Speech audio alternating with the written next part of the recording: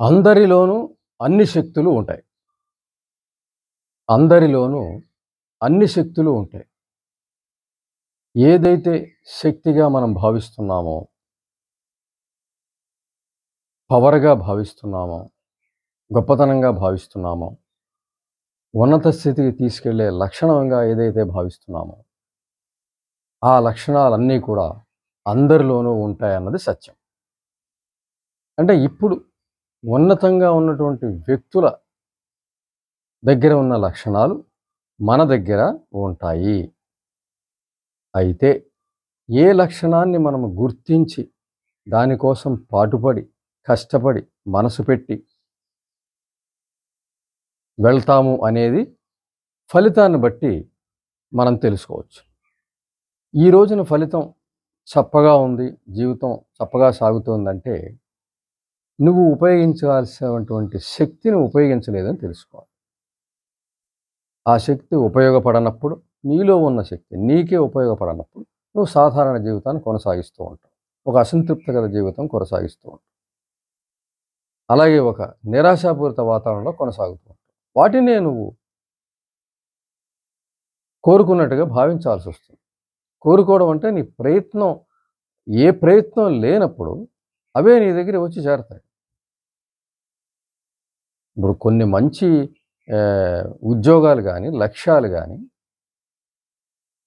గమ్యాలు గానీ, మనం కోరుకుని వాటి కోసం శ్రమించి ముందుకెళ్ళాల్సొస్తుంది. ఇవి చేయకపోతే కొన్ని మన దగ్గరికి అవే చేరతాయి వచ్చి. ఇప్పుడు ఉదాహరణకు ఓ విద్యార్థి చదువు పూర్తయిన తర్వాత ఒక మంచి ఉద్యోగం కోసం ప్రయత్నించాలి. చదువుతుండగా మంచి చదువు కోసం ప్రయత్నించాలి. తర్వాత ఉద్యోగం కోసం ప్రయత్నించాలి. మంచి లక్ష్యాలు పెట్టుకోవాలి. పెట్టుకున్నప్పుడు ఆ లక్ష్యాలు సాధిస్తాడు. ఇదేం లేకుండా చదివేటప్పుడు చదవకుండా తరగతి గదిని ఒక ఆహ్, లెక్కజేయని ఒక ప్రదేశంగా తీసుకొని పరీక్షల టైంలో 4 ముక్కలు పెట్టుకొని చదివేసి ఏదో పాస్ అయిపోయి ఈ విధమైనటువంటి ఒక తేలిక భావంతో అంత పెద్ద ప్రాముఖ్యత గల చదువుని తీసుకొని అతని తర్వాత తన జీవితంలో ఏమీ సాధించలేని పరిస్థితి. అలాంటప్పుడు ఏమవుతుంది? గమ్యాన్ని, లక్ష్యాన్ని ఏమీ లేకుండా ఉదాసీనంగా ఏదో అప్పటికప్పుడు పని చేసుకుంటూ ముందుకెళ్తే తర్వాత భవిష్యత్తులో ఇతని దగ్గరికి కొన్ని చేరతాయి. కొంతకాలం నిరుద్యోగం చేరొచ్చు. కొంతకాలం చిన్న చిన్న పనులు చేరొచ్చు. కూలి పనులు చేరొచ్చు. లేదంటే ఏ విధమైన క్వాలిఫికేషన్ అవసరం లేని పనులు ఇతని దగ్గరికి చేరతాయి. అవి చేసుకోవాల్సొస్తుంది. వాటితో జీవితాన్ని కొనసాగించాల్సొస్తుంది. ఒక లక్ష్యం నిర్దేశంగా లేనప్పుడు. అంటే మంచి స్థితి కోసం ఇతను ప్రయత్నించినప్పుడు చెడ్డ స్థితి ఇతన్ని కోరుకొనొచ్చే అవకాశం ఉంది. అంటే ముందుగా చెప్పుకున్నాం మనలో అన్ని శక్తులు ఉంటాయి అని. వాటిని వినియోగించుకోనప్పుడు, వాటిని వినియోగంలో తెచ్చుకున్నప్పుడు ఉన్నత స్థితికి వెళ్ళగలుగుతాం. వాటిని ఉపయోగించనప్పుడు ఇవన్నీ కూడా మన దగ్గరికి చేరతాయి. మనం వాటి దగ్గరికి చేరాలి శ్రమించి. గొప్ప లక్ష్యాల వైపు మనం చేరాలి. ఉన్నత స్థితికి మనం ప్రయత్నించి చేరాలి. అలా ప్రయత్నించడం మానేస్తే ఇవన్నీ కూడా మన దగ్గరికొచ్చి చేరతాయి. మనం తప్పనిసరిగా వాటిని అనుసరించాల్సొస్తుంది. అంటే ఒకే తరగతిలో ఉన్న ఇద్దరు విద్యార్థులు మనం తీసుకున్నప్పుడు, ఒక విద్యార్థి శ్రమించి కష్టపడి ప్రతిరోజు క్లాసులో మనసు దృష్టి పెట్టి శ్రమిస్తే అతను గొప్ప స్థితికి మంచి ఉద్యోగ స్థాయిలోకి వెళ్తాడనుకుంటే, అవి ఏమీ చేయని రెండో వ్యక్తికి అతి చిన్న పనులు దొరికే అవకాశం ఉంది. అవే అతని జీవితంలోకి ప్రవేశించేస్తాయి. అతను వాటి కోసం ఏం ప్రయత్నించక్కర్లా. ఏం ప్రయత్నించకపోతే అవే వస్తాయి. చిన్న చిన్న పనులు అతని జీవితంలోకి వస్తాయి. వాటితోనే సర్దుకు బతకాల్సి వస్తుంది. తర్వాత పశ్చాత్తాపం చెందినా కూడా ఉపయోగం లేని పరిస్థితి. చాలామంది జీవితాల్లో అది గమనిస్తాం. విద్యార్థి జీవితంలో చదువుని నెగ్లెక్ట్ చేసి, స్నేహితుల చుట్టూ తిరగడం, సమయాన్ని వృధా చేయటం, ఇదంతా చేసి తర్వాత ఉద్యోగ ప్రవేశం చేసినప్పుడు చిన్న చిన్న ఉద్యోగాలు చేసుకుంటూ తమతోటి వాళ్ళు గొప్ప ఉద్యోగాల్లో ఉన్నప్పుడు అప్పుడు బాధపడడం అనేది గమనిస్తాం చాలామంది విషయాల్లో. అప్పుడు ప్రయోజనం ఏముంది? అప్పుడు మళ్ళీ ఒక లక్ష్యాలు ఏర్పరచుకోవడం. తమ పిల్లల్ని చదివించాలనుకోవడం. వాళ్ళ ఇష్టాలతో నిమిత్తం లేకుండా వాళ్ళ మీద వీళ్ళ కోరికలను రుద్దడం. వీళ్ళు చేయలేకపోతారు. వీళ్ళేమో ఇష్టం వచ్చినట్టు తిరుగుతారు, టైం వేస్ట్ చేశారు. వీళ్ళేమో ఓ లక్ష్యాలను ఏర్పరచుకొని వాళ్ళ పిల్లల్ని బాగుపరచాలని ప్రయత్నించడం. ఆ రకమైనటువంటిది జరగడం అనేది మనం చూస్తాం. అలాంటప్పుడు ఆ ఇష్టాలు వీళ్ళ ఇష్టాలు వాళ్ళ మీద రుద్దడం. వాళ్ళు దాన్ని సరే వాళ్ళు దాన్ని ఇష్టపడి చేయగలిగితే ఆ లక్ష్యాల దిశగా పర్వాలేదు. కానీ వాళ్ళకి వేరే లక్ష్యం ఉన్నట్లయితే వీడేమో డాక్టర్ అవ్వాలంటాడు. వాళ్ళేమో ఇంజినీర్ మీద ఇంట్రెస్ట్‌తో ఉంటారు. అలాంటప్పుడు రెంటికి చెడిన పరిస్థితి కూడా మనం గమనిస్తాం. అంచేత మనలో ఉన్న అన్ని శక్తులు ఉన్నాయన్న విషయాన్ని మనం తెలుసుకొని, ఆ శక్తిని వినియోగంలోకి తెచ్చుకు తీరాలి. అప్పుడు లక్ష్యాలు సాధించగలుగుతాం. ఏ లక్ష్యం అనేది కాదు. ఏ లక్ష్యమైనా మనం సాధించగలం. అన్నిటికీ సాధించగల శక్తి అందరిలోనూ ఉంటుంది. అదైతే తిరుగులేనటువంటి సత్యం. నువ్వు ఏ లక్ష్యాన్ని, ఏ శక్తిని నువ్వు మేలుకొలుపుతావు, ఏ శక్తి నీ ఆలంబనగా తీసుకొని ముందుకెళ్తావు అనేది నీ బట్టి ఉంటుంది.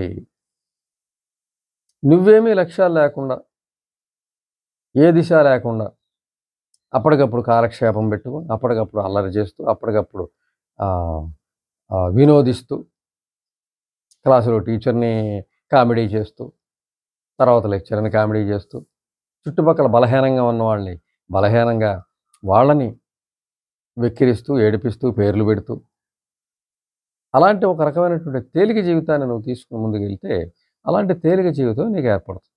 ఏదో ఒక పెద్ద లోటు తప్పనిసరిగా ఉంటుంది. నువ్వు చేసుకున్నటువంటి పరిస్థితిగా దాన్ని గమనించాల్సొస్తుంది.